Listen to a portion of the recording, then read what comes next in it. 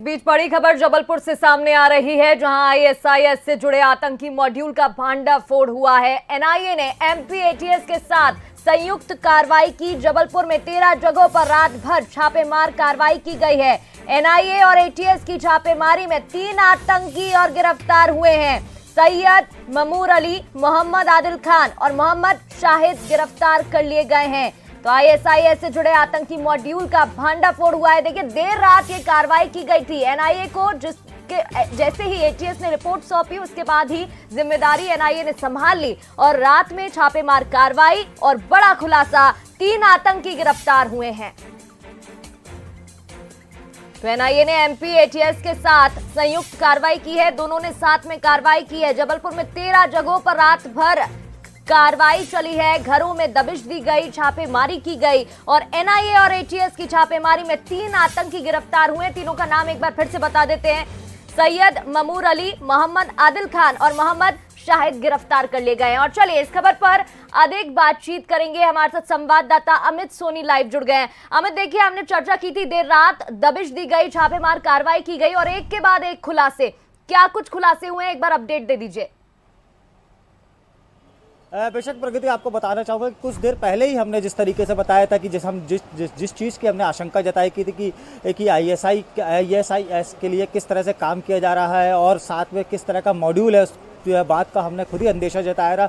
आखिरकार एनआईए ने उस बात को मोहर लगाई कि किस तरह से ये 3 आतंकी जो है काम किया करते रहे। इससे पहले एक आदिल नाम का व्यक्ति है जिसको कुछ महीने पहले ही जो है गिरफ्तार किया गया था, जिसके पास से आईएसआईएस के लिए काम करने के जो है सूत्र पता चले थे कि ये उनके लिए काम करता है।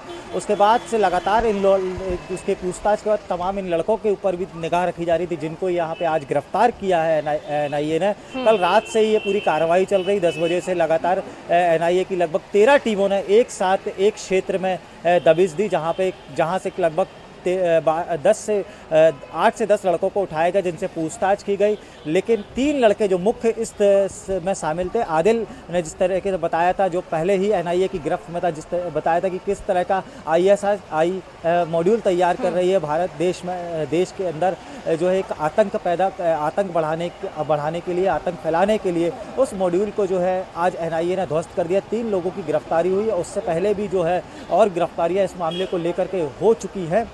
ये एक एनआईए की बड़ी कामयाबी इसको कहेंगे कि 3 लोगों को यहाँ से गिरफ्तार किया है जो आईएसआईएस के लिए काम कर रहे थे। एनआईए को कभी यकीन भी नहीं था कि 2 साल पहले से ही, क्योंकि आईएस की गतिविधियां बंद हो गई थी, किसी प्रकार की उनके बारे में इंटेलिजेंस नहीं मिल रही थी। लेकिन आदिल की गिरफ्तारी के बाद से ही तमाम जो चीज़ें हैं वो खुल के सामने आई। उसके बाद एनआईए सक्रिय हुई और एनआईए ने सक्रियता दिखाते हुए तमाम संसाधनों का उपयोग करते हुए इन लोगों को गिरफ्तार के बाद एक कड़ी जुड़ती जा रही है और बड़ी सफलता यहाँ पर एनआईए और एटीएस की टीम के हाथ लगी है। लेकिन देखिए, इससे पहले भी कई गिरफ्तारी हो चुकी है, 3 और आतंकी गिरफ्तार हुए हैं और हो सकता है और भी लोगों की गिरफ्तारी हो, क्योंकि एनआईए लगातार मामले की जांच में जुटी हुई है और कोई भी कोर कसर अब नहीं छोड़ी जा रही है। बहुत बहुत शुक्रिया तमाम जानकारी के लिए।